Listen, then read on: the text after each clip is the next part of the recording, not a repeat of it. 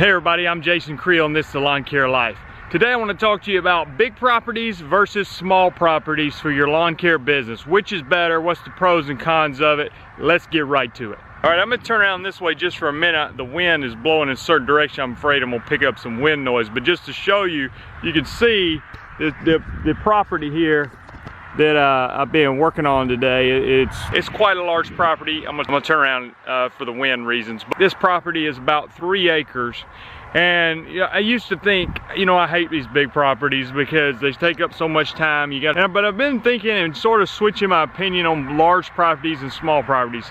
And let me just kind of share with you my thoughts and how maybe my thoughts have changed over time.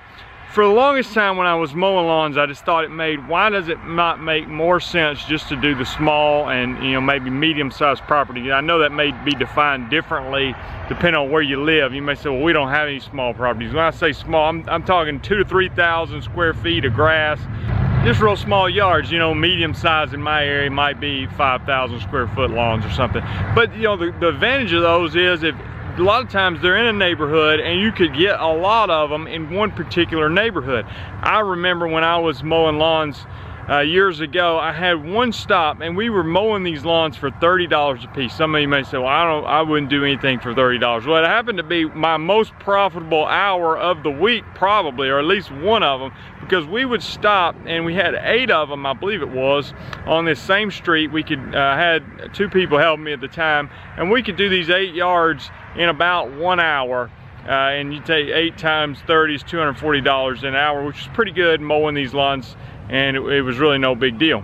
We contrast that with what I did this morning. I got out here and was working on this property, and again, I'm doing weed control and fertilization, but this property is over 100,000 square feet. Like I said, it's almost 3 acres, and I'm out here, and from a mowing standpoint too, on these big properties, you've got to charge less typically per the square footage, you know what I'm saying? And that concept makes sense to us. If we go to Taco Bell and you buy 1 taco, it's going to be a certain price.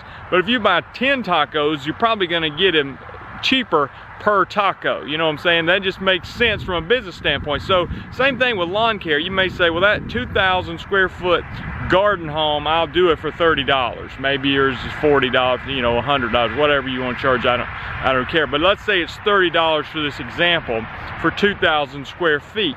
Well, if you had one that was 10,000 square feet at that same rate, $30 for every 2,000 square feet, you would be at $150.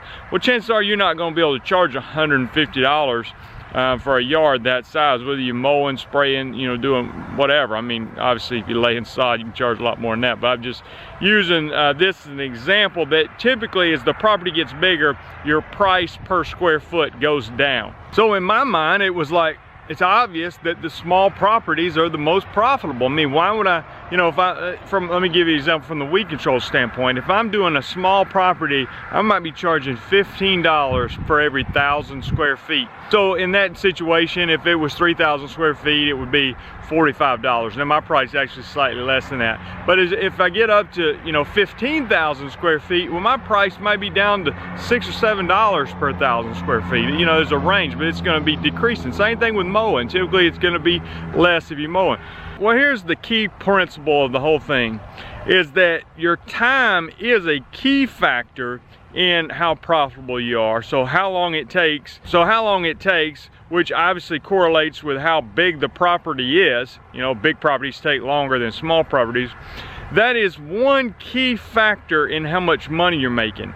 But the key point here is it's not the only factor. You see what I'm saying? Like, if the only thing that mattered was how long this is going to take us, because then obviously the small properties would be better. They take less time, and we charge a higher price per square foot, so they're obviously the best. But it's not the only factor. You got to factor in other considerations, such as the time it takes to get there.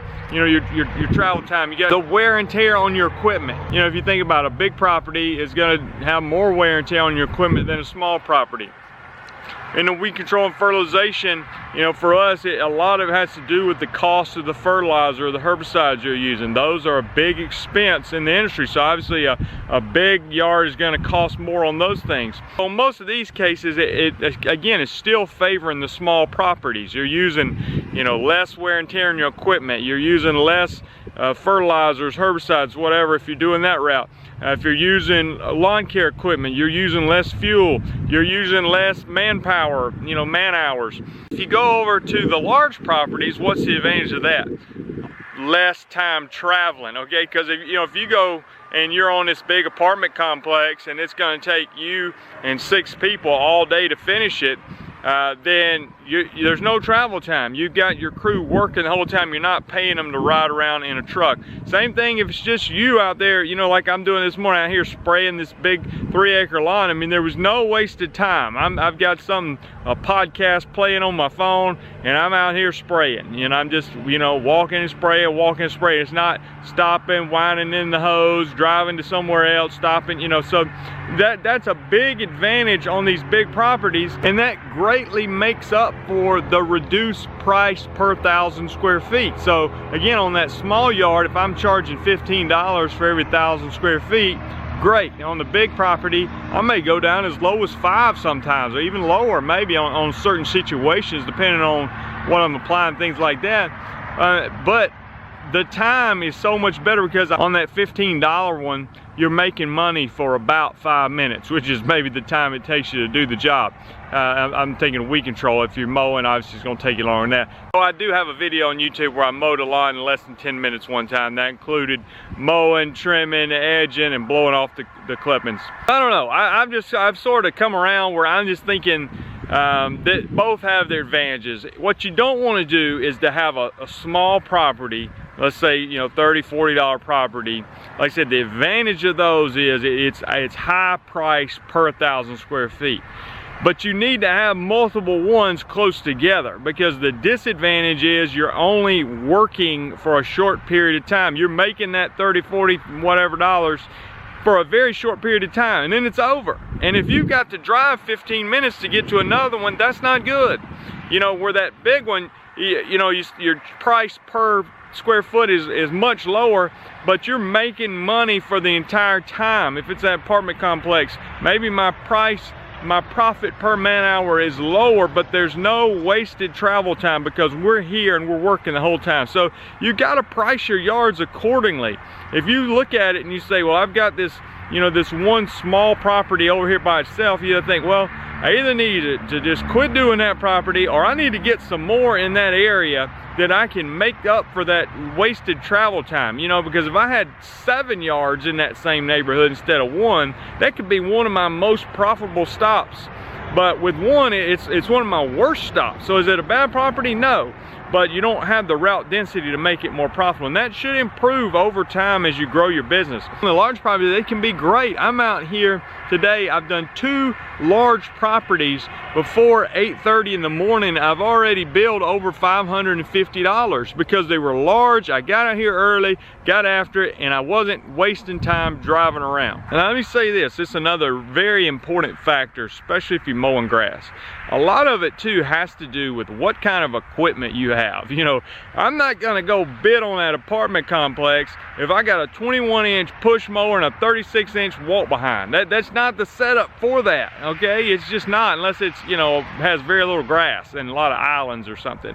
And if you don't have any manpower, that's, you know, you don't have any employees, you don't have people working with you to help you, and then you gotta think strategically about that. But if you have large mowers and you have employees to help, then it doesn't make sense to just be hopping around hitting these little small houses that are spread out. I mean, that is going to be more profitable if you're flying solo. If you're flying solo, it makes no sense to me to go after those huge properties, because again, that's where you having a crew and being able to cut down on travel time and get several people working on the job without wasting travel times makes more sense. But you got to have the equipment, you got to have the mowers set up for it. If you got 60-inch mowers and it's big and flat and you just get out there and roll with it, then great, you can be profitable with that. So equipment is big. The manpower that you have for your availability is very important, and just putting together a strategy and basing your pricing around what makes sense, because at the end of the day,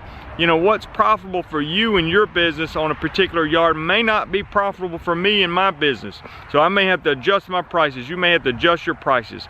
If a property is not profitable, you got to do something different. I mean, that's just common sense. So if that big one's not working out for you, you got to change the price, you got to get rid of it. Same thing with the small one, but make the adjustments you need. And wintertime can be a great time to sit down and just really evaluate which customers am I set up for, which ones am I making money on, and which ones are really holding me back from growing my business. Love to hear from you in your comments. What do you think? Small properties, large properties, medium size, diversify? You know, what are your thoughts on the topic today? If you haven't done so, go ahead and subscribe to the channel. There's a lot of links in the description. If you want to go to the GIE and you're last minute signing up, there's a link for that you can get half off your registration. Some of these are affiliate links, including that one. I'll be there speaking at the Jobber booth at the 2019 GIE Expo on Friday at 11 o'clock, talking about weed control and fertilization equipment pricing. I'm going to be at the Spiker booth, drawing a name, somebody to win a Spiker spreader, and looking forward to seeing many of it at the GIE rally. My conference is coming up January 23rd, 24th, the Lawn Care Life Conference, 2020 Lawn Care Life Conference, presented by Jobber. Thankful for them being a title sponsor again this year. We're giving away a 30-inch commercial series X-Mark push mower, the X series, the new one they came out with. Not great for mowing an apartment complex, but could be really good if you focus on those small properties. So there's a link to register for that. Alan Hain, Keith Kalfas coming. I'm really excited about the sponsors we got lined up and still working on putting together some of that. So check those things out. Talk to you later. Bye.